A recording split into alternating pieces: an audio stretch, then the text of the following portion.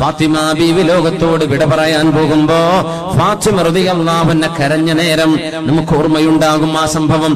അസ്മാ ബീവി അരികത്തുണ്ട്. ജഅഫർ എന്നവർ വഫാത്തായപ്പോ അസ്മാ റളിയല്ലാഹു അൻഹ അബൂബക്കർ സിദ്ദീഖ് എന്നവരെ വിവാഹം ചെയ്തിട്ടുണ്ട്.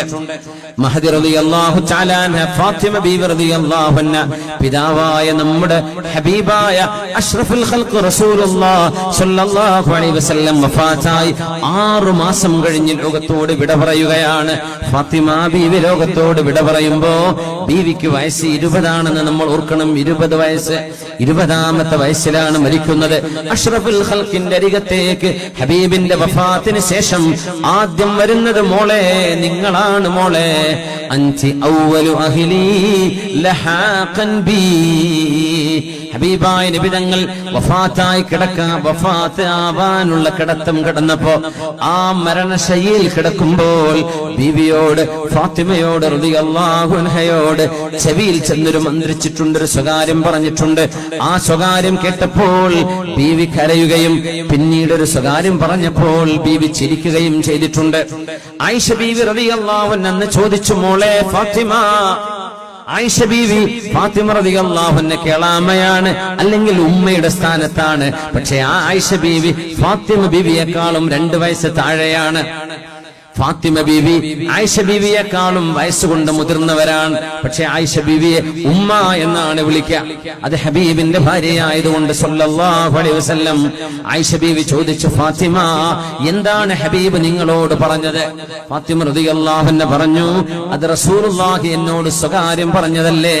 എന്റെ ഉപ്പ ജീവിച്ചിരിക്കുന്ന കാലം സ്വകാര്യം വെളിച്ചത്താക്കാൻ പാടില്ല. നല്ല സ്വകാര്യങ്ങൾ വെളിച്ചത്താക്കാം. ഒരാൾ മരിച്ചു കഴിഞ്ഞാൽ ചീത്ത സ്വകാര്യങ്ങൾ ഒരിക്കലും വെളിച്ചത്താക്കാൻ പാടുള്ളതല്ല, പരസ്യമാക്കാൻ പാടുള്ളതല്ല ഇസ്ലാമിൽ. അതുകൊണ്ട് ഹബീബിന്റെ വഫാത്ത് കഴിഞ്ഞപ്പോ ഫാത്തിമ റളിയല്ലാഹു അൻഹയോട് ബീവി ആയിഷ റളിയല്ലാഹു അൻഹ ഒരുപാട് ചോദിച്ചപ്പോ ഫാത്തിമ റളിയല്ലാഹു അൻഹ പറഞ്ഞു കൊടുത്തു. ആദ്യമായി ഉപ്പ എന്നോട് പറഞ്ഞത്, മോളെ ഇത് നിന്റെ ഉപ്പയുടെ ഈ ലോകത്തെ അവസാനത്തെ ദിവസമാണ്, പരലോകത്തിന്റെ ആദ്യത്തെ ദിവസമാണ്. ഇത് പറഞ്ഞപ്പോ ഞാൻ കരഞ്ഞിട്ടുണ്ട്. എന്നോട് ഉപ്പ പറഞ്ഞു, മോളെ അരികത്തേക്ക് വാ. എന്റെ ചെവിയിൽ പറഞ്ഞു, മോളെ ഉപ്പ വഫാത്തായാൽ ഖബറിലേക്ക് എന്റെ കുടുംബത്തിൽ നിന്ന് ആദ്യം മരിക്കുന്നത് നിങ്ങളാണ് മോളെ ഫാത്തിമ, നിങ്ങളാണ്. ഇത് പറഞ്ഞപ്പോഴാണ് ഞാൻ ചിരിച്ചതെന്ന് ഫാത്തിമ റളിയല്ലാഹു അൻഹ. നമ്മൾ ആലോചിച്ചു നോക്കൂ, നിങ്ങളാണ് മരിക്കുക എന്ന് പറഞ്ഞാൽ ആർക്ക് ചിരിക്കാൻ കഴിയും? അപ്പോഴാണ് ബീബി ചിരിച്ചത്.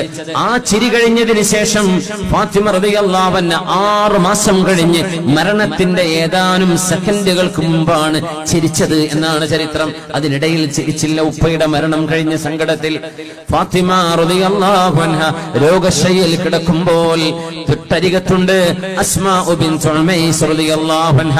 ബീവിയോടൊരു സങ്കടം പറഞ്ഞു, അസ്മാ ഞാൻ ആലോചിച്ചു പോകുന്നു, ഞാൻ മരിക്കുകയും എന്റെ മയ്യത്തെ കഫംപുടയിലായി പുതക്കുകയും ചെയ്താൽ അതൊരു പലക കഷ്ണത്തിലല്ലേ കൊണ്ടുപോകുന്നത്? എന്റെ മയ്യത്ത് കൊണ്ടുപോകുമ്പോൾ എന്റെ ശരീരത്തിന്റെ വണ്ണവും എന്റെ ശരീരത്തിന്റെ വലുപ്പവും എന്റെ നീളവുമെല്ലാം പുരുഷന്മാർ വഴിവക്കിൽ നിൽക്കുന്നവർ കാണില്ലയോ അസ്മാ? എനിക്ക് മരിക്കാൻ എന്തെന്നില്ലാത്ത പേടിയാവുന്നു. എന്റെ ശരീരം ഒരു അന്യ പുരുഷൻ ഇതുവരെ കണ്ടിട്ടില്ല. എന്നാൽ എന്റെ മയ്യത്ത് അന്നൊരു പലകപ്പുറത്ത് കൊണ്ടുപോകുന്ന പോലെയാണ്. അന്നത്തെ ജനാസക്കട്ടിൽ അങ്ങനെയാണ്, ഒരു പലകയാണ്. ആ പലകയിൽ വെച്ചാ കൊണ്ടുപോകുന്നത്. അസ്മാ ആ കിടത്തമോർക്കുമ്പോൾ എനിക്ക് എന്തെന്നില്ലാത്ത വിഷമം തോന്നുന്നുണ്ട് അസ്മാ. നോക്കണം, ഫാത്തിമ റളിയല്ലാഹു അൻഹ 20ാമത്തെ വയസ്സിലാണ് പറയുന്നത്. 90 വയസ്സ് കഴിഞ്ഞ പ്രായത്തിലല്ല ഇത് പറയുന്നത്. 20ാമത്തെ വയസ്സിൽ ഫാത്തിമ റളിയല്ലാഹു അൻഹ പറഞ്ഞ വാക്കാണിത്. അവരല്ലയോ സയ്യിദത്തു നിസാഇൽ ജന്ന, സ്വർഗ്ഗത്തിലേക്ക് വരുന്ന പെണ്ണുങ്ങളുടെ നേതാവ് അഷ്റഫുൽ ഖൽഖിന്റെ മോള് ഫാത്തിമ റളിയല്ലാഹു അൻഹയല്ലേ? ആ മഹദി എന്താണ് വിഷമിച്ചത്? എന്തിനാണ് വിഷമിച്ചത്? റോഡിലൂടെയുള്ള നടത്തത്തെ കുറിച്ചല്ല മഹദി പറയുന്നത്. അന്യപുരുഷന്മാരുമായി ഇടപഴകി സംസാരിക്കുന്നതിനെ കുറിച്ചല്ല ഈ പറയുന്നത്. അന്യരുമായി ഫോൺ സംഭാഷണം നടത്തുന്നതിനെ കുറിച്ചുമല്ല ഈ പറയുന്നത്. മഹദി റളിയല്ലാഹു അൻഹയുടെ ഈ വേവലാതി മരിച്ചു കഴിഞ്ഞ് ജനാസ കൊണ്ടുപോകുമ്പോൾ ഞാനൊരു പെണ്ണല്ലയോ, എന്റെ ശരീരം വെള്ളവസ്ത്രം കൊണ്ട് റാപ്പ് ചെയ്യുമ്പോ എന്റെ ശരീരത്തിന്റെ വണ്ണമോ എന്റെ ശരീരത്തിന്റെ നീളമോ അന്യ പുരുഷന്മാർ കാണില്ലയോ അസ്മാ? ഇത് പറഞ്ഞപ്പോ എത്യോപ്യയിൽ നിന്ന് പരിചയമുള്ള ഈ ബീവി അസ്മാ റളിയല്ലാഹു അൻഹ കപ്പൽ കയറി ദീനിന് വേണ്ടി ആത്മീയ ജ്ഞാനത്തിന്റെ തീരത്തേക്ക് യാത്ര തിരിച്ച മഹദിയായ അസ്മാ റളിയല്ലാഹു അൻഹ നമ്മുടെ പ്രിയപ്പെട്ട ഹബീബിന്റെ മോളോട് ഫാത്തിമ ബീവിയോട് സമാധാനിപ്പിച്ചുകൊണ്ട് പറഞ്ഞു, അസ്മാ ബീവി റളിയല്ലാഹു അൻഹ പറഞ്ഞു, ഫാത്തിമ അതിന് നിങ്ങൾ വിഷമിക്കരുത്. ഞാൻ എത്യോപ്യയിൽ ചെന്നപ്പോ എത്യോപ്യക്കാർ അവിടെ ചെയ്യുന്നത് കണ്ടിട്ടുണ്ട്. അവരുടെ മയ്യത്ത് കട്ടിൽ വെറും ഒരു പലകയല്ല, ആ മയ്യത്ത് കട്ടിലിന്റെ സൈഡിൽ തടവുണ്ട്. തലഭാഗത്തും കാൽഭാഗത്തും ചെറിയ മരകഷ്ണം വെച്ച് തടവക്കാറുണ്ട്.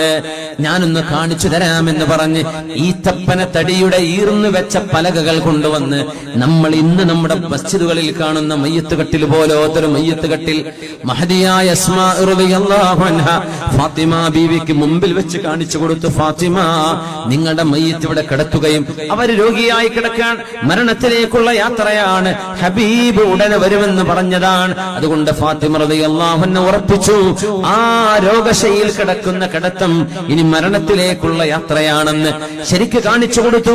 നിങ്ങളെ ഇങ്ങനെ കിടത്തിയാൽ രണ്ട് ഭാഗവും മറയുകയും നിങ്ങളുടെ തലയോ കാലോ കാണാത്ത വിധം നിങ്ങളെ മറവിൽ കൊണ്ടുപോയാൽ നിങ്ങൾക്ക് വിഷമമുണ്ടോ?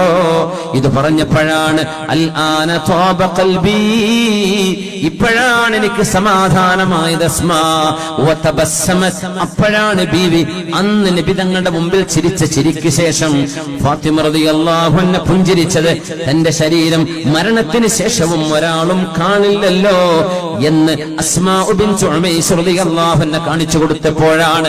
ഇത് അല്ലാഹുവിന്റെ നിയമമാണ്. മനുഷ്യന്റെ പരിഷ്കൃത ചിന്തകൾക്കൊരു പക്ഷേ ഇത് അന്യം നിന്ന് പോയേക്കാം. ഇസ്ലാമിന്റെ ധർമ്മവും അള്ളാഹുവിന്റെ ദീനിന്റെ ആത്മീയ വെളിച്ചവും ഇസ്ലാമിന്റെ ആധികാരികതയും മനസ്സിലാവാത്ത ഒരാൾക്ക് ഇതിന് മാത്രം എന്തുണ്ട് എന്ന് ചോദിച്ചേക്കാം. പക്ഷേ മുഅ്മിനത്തുകളായ ആളുകൾക്ക് ലഖദ് കാന ലകും ഫീ ഖസസിഹിം ഇബ്റ, ഇവരുടെ ചരിത്രത്തിൽ നിങ്ങൾക്ക് മാതൃകയുണ്ട്, ഇവരുടെ ചരിത്രങ്ങളിൽ നിങ്ങൾക്ക് പാഠമുണ്ട് എന്ന് വിശുദ്ധ ഖുർആൻ നമ്മോട് ഉണർത്തുന്നത് ഈ മാതൃകകൾ കണ്ടു പഠിക്കാനാണ്. അതുകൊണ്ട് അച്ചടക്കമുള്ള വസ്ത്രമിട്ട് നമ്മുടെ പെൺകുട്ടികൾ ഇറങ്ങുകയും നമ്മുടെ പുരുഷന്മാർ അവരവരുടെ കണ്ണുകൾ നിയന്ത്രിക്കുകയും പെണ്ണുങ്ങൾ നിയന്ത്രിക്കുകയും ചെയ്താൽ മഹദിയായ അസ്മാ റളിയല്ലാഹു അൻഹയും മഹദിയായ ഫാത്തിമ ബിൻത് മുഹമ്മദ് റളിയല്ലാഹു തആല അൻഹയും മഹദിമാർ പോകുന്നിടത്തേക്ക് മഹദിമാരെ നമുക്ക് പോവണ്ടയോ?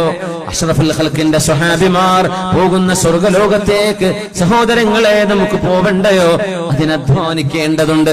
അല്ലാഹു നമ്മെ ഇതിനെ സഹായിക്കട്ടെ, അല്ലാഹു നമ്മെ സഹായിക്കട്ടെ, അല്ലാഹു സഹായിക്കട്ടെ.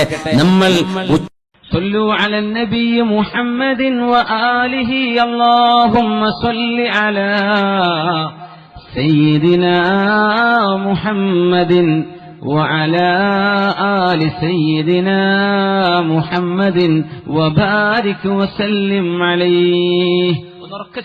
اللهم صل على سيدنا محمد وعلى آل سيدنا محمد وبارك وسلم عليه.